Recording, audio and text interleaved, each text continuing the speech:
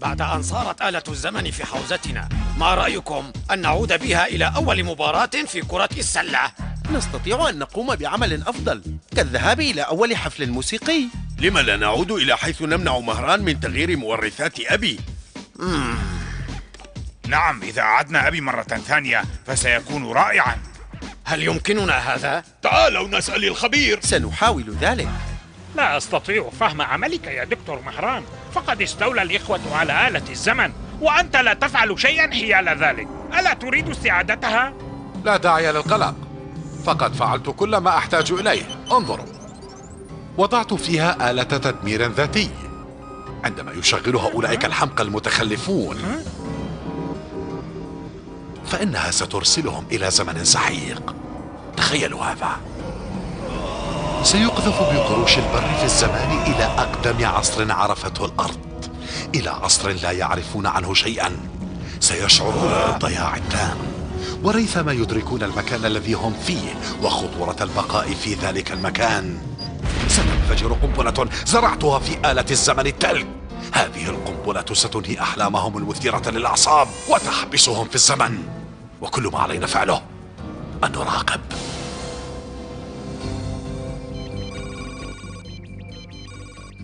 حسنا، سنعود إلى زمن اختفاء أبيكم.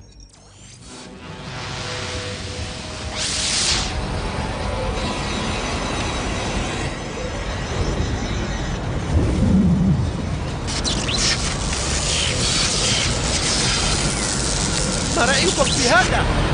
مستعدون؟ ها؟ الآن!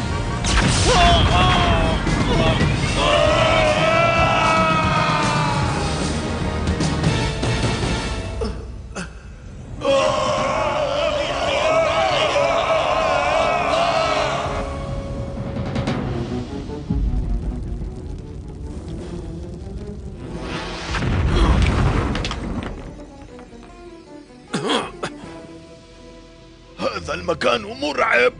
أين نحن الآن؟ في مكان أشبه بالخرابة. يبدو أن هذا المكان يعود إلى زمن مختلف عن زمن أبي.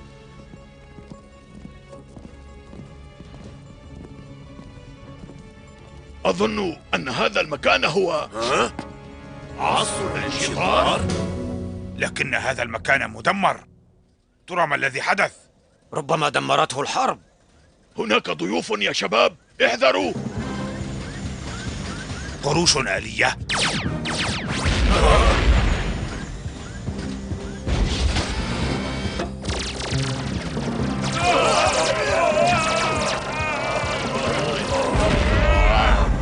من أين أتت؟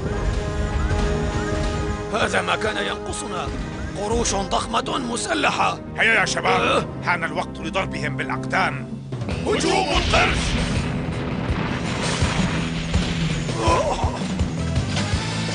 من سيقضي علي أولاً؟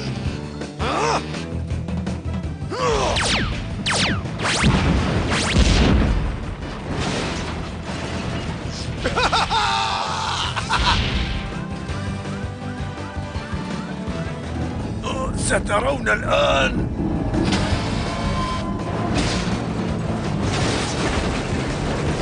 هذا ما يستحقه الأشرار. أنتم على قدر كبير من الضخامة. هيا أروني ما لديكم.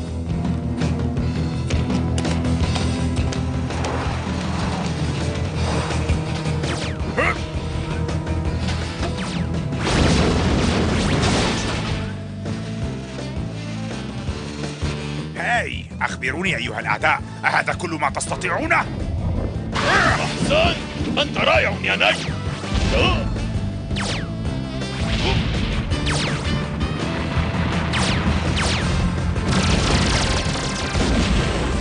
خطأ في النظام، خطأ في النظام، خطأ في النظام.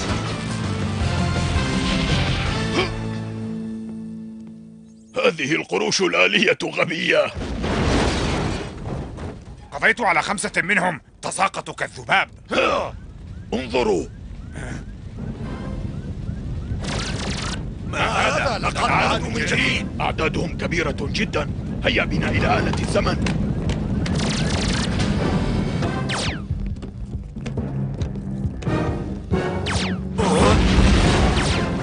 إنهم يهجمون علينا، ما العمل؟ يجب أن نهرب بسرعة.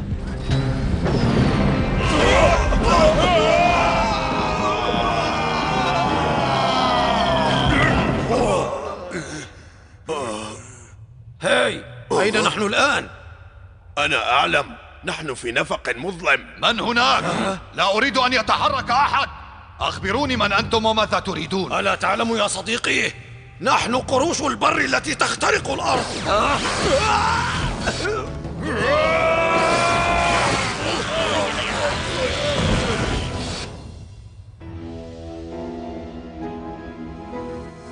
انهضوا، انهضوا. أي أنت، ألا تسمعني؟ أنا زعيم الأنفاق وقائد جيش كبير يدافع عن الأحرار في هذا العالم. من أنتم؟ ألا تعلم؟ ماذا تريدون؟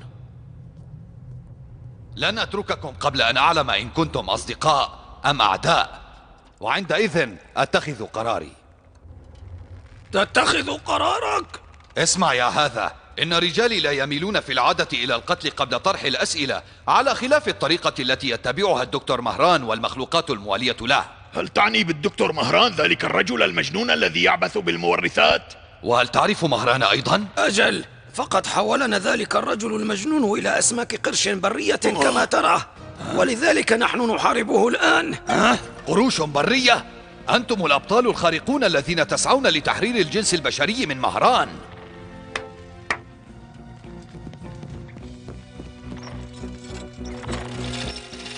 لقد تلقيت هذه الأخبار كلها من أبي الذي أخبره بها من قبل والد جده بسيط. ماذا قلت؟ بسيط والد جدك؟ إذا نحن لم نذهب إلى الماضي، نحن في المستقبل. هذا غير معقول، كيف حدث هذا؟ لقد انعكس الأمر في آلة الزمن. إذا الدكتور مهران في مدينة الانشطار الآن. إن ذلك يبعث على الرعب.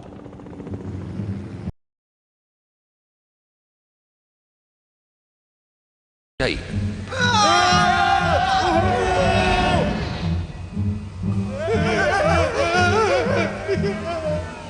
كانت الفيروسات القذرة تشوه المخلوقات البشرية بالهواء مباشرة بلا استثناء، ولكن هذه التجربة لم تكن كافية في نظر.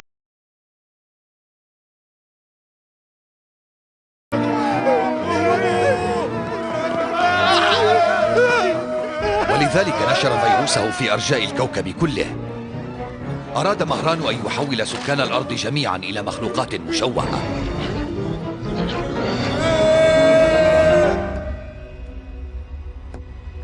لكن بعض الناس نجوا من فيروسه، نحن أولاد أولادهم. تعهدنا أن نهزم الدكتور مهران، لكن ذلك لن يكون سهلا، لأنه بنى حصنا منيعا في هذه المدينة وأحاط نفسه بجيش كبير من المخلوقات المشوهة. وعندما أخذت خلايا جسده بالهرم، اضطر إلى تبديل نسيجه الحي بأعضاء آلية لا تتآكل مع مرور الزمن. الشيء الوحيد الذي بقي على ما هو من نسيجه الحي هو عقله، لكننا لسنا واثقين بأنه كالبشر. كان ذلك قبل 60 عاما. كيف سنوقف ذلك؟ لو عثرنا على أبي لكان وجد ترياقا مضادا لذلك الفيروس وخلصنا منه. يا إلهي، ما هذا؟ نحن محاصرون. هيا إلى مواقعكم، لن نفر بعد الآن. ستحارب قروش البر إلى جانبنا.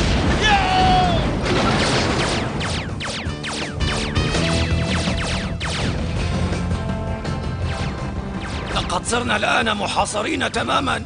هذا لا يهم.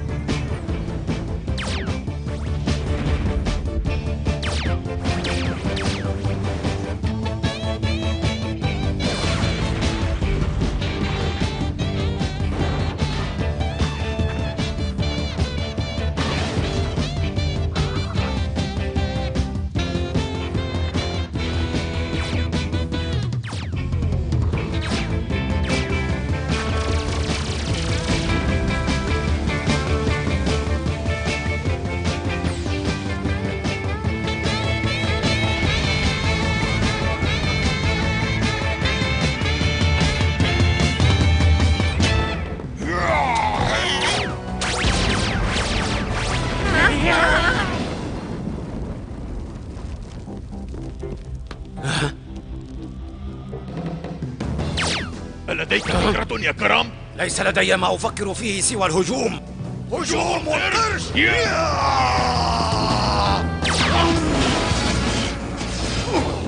طعمه صلب جدا. اقف مكانك. قبض علينا. اهدأ يا أخي، لن يتركنا أخوانا في هذه الورطة. أنا واثق يا كرم. مرحبا. اخرجوا من هنا.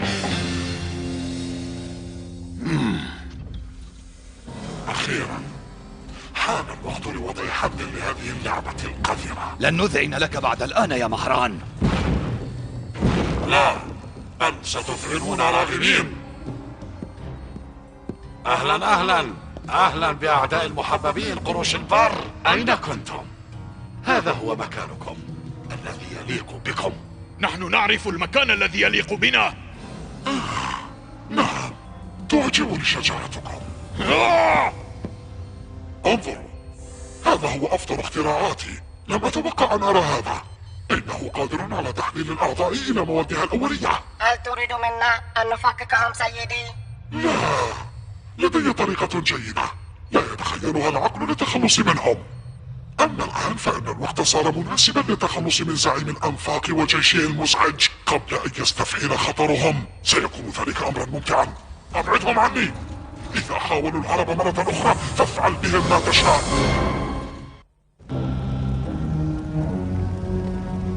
سأخرج من هنا. محاولة الهرب لا جدوى منها. لا شيء يستطيع اختراق هذه الجدران المتينة التي أنشأها الدكتور مهران. سأريكم الآن نظاما جديدا يعمل بالطاقة الكهربائية. أطلقت شحنة. هل أنت بخير يا كرم؟ لن أكون بخير إلا إذا مزقت ذلك القرش الآلي بفك هذا. يبدو أن الأمر بات صعبا علينا. هذا لقد أحدثوا خللا في آلة الزمن. سيدي الدكتور مهران، وضعنا جميع الأسرى في السجن. في أي شيء وضع هذا المكثف البدائي؟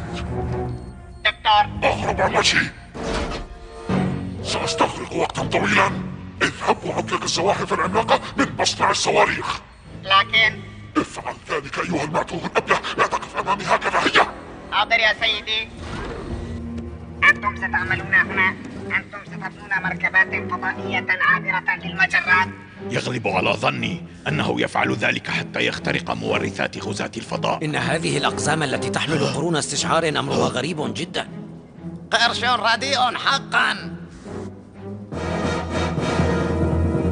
هيا أنت، كأنك هارب من طبق حساء. مرهم أن يبدأوا بالعمل الآن. أما إذا حاولوا أن يفكروا في الهرب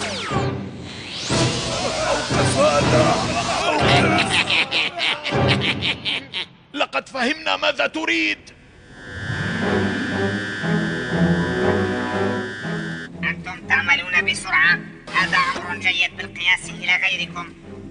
هل تظن أنه يمدحنا يا صخر؟ إلى العمل، وإلا أرسلناكم إلى مكان التهديد جميعا. ستشن قروش البر هجوما. أبلغ الجميع.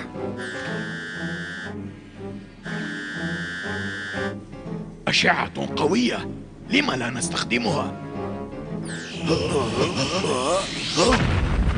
انظر يا صخر، ستساعدنا على فك وثاقنا. رائع.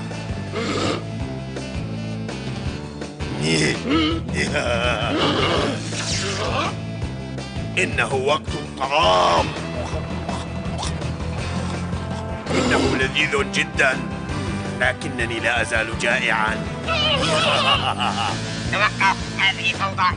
سيكون العقاب سريعا وشديدا. بل سيكون رائعا. طوارئ. أحسنتم يا قروش البر، لقد علمت بهجومكم. في الواقع أنا لم أفعل شيئا أبدا، لكني الآن سأفعل كثيرا بفضل تشجيعك. حان الوقت الآن لتوجيه ضربة إلى مخلوق مزعج. أوقفوهم.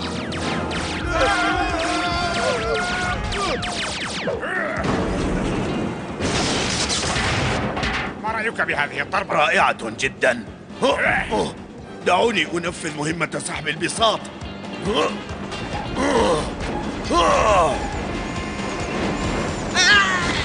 أيها الأغبياء، انظروا ماذا فعلتم. لقد نجحنا. اضربوا البساط المتحرك، سنمنع مهران من استخدام آلة الزمن. حسناً، اغطسوا. هيا زعنفوهم.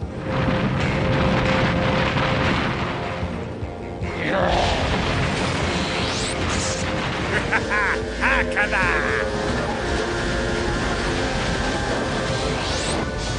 غطسة القرش.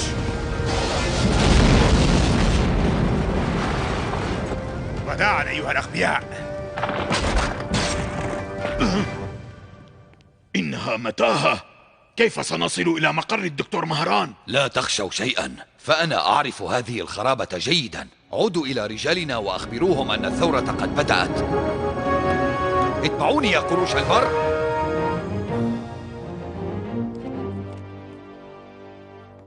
اسمح لي رجاء.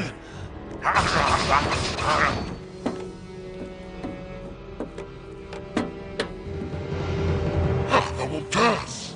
سأعود بزعيم الأنفاق الآن إلى الزمن الذي كان فيه طفلا رضيعا. إنه مسكين، سوف يعيش طفولته معاقا. عليك أن تسألني كيف أسمح لك بذلك. تسمح لي أنت؟ ماذا تفعل؟ نحن لا نهزم. ألا تعرف؟ إن الأسلحة ذات التجهيزات العالية لا تساوي شيئا أمام سرعة البديهة. سيوقفك هذا مدة من الزمن. هذه فضيحة. لا يمكنك فعل ذلك.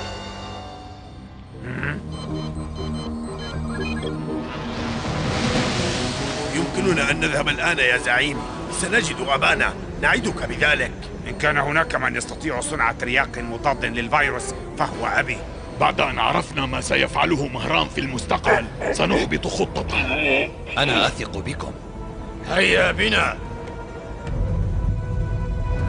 أيها الزعيم، إن لم تعمل الآلة جيدا فدمرها حتى لا تقع في مخالب السيد مهران. رافقتكم السلامة.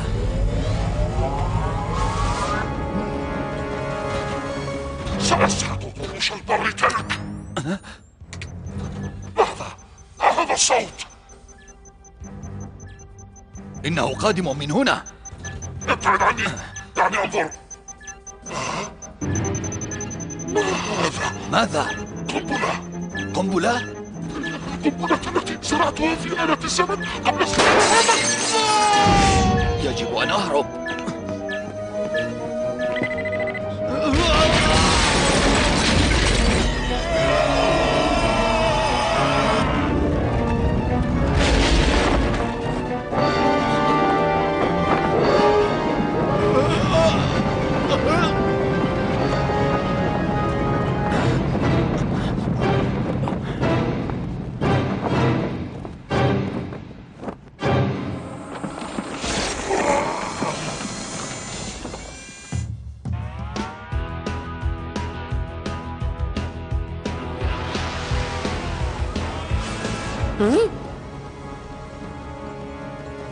ما أشد سعادتي برؤيتكم يا أصدقاء. خفت عليكم من الأسماك البحرية. هل وجدتم أباكم؟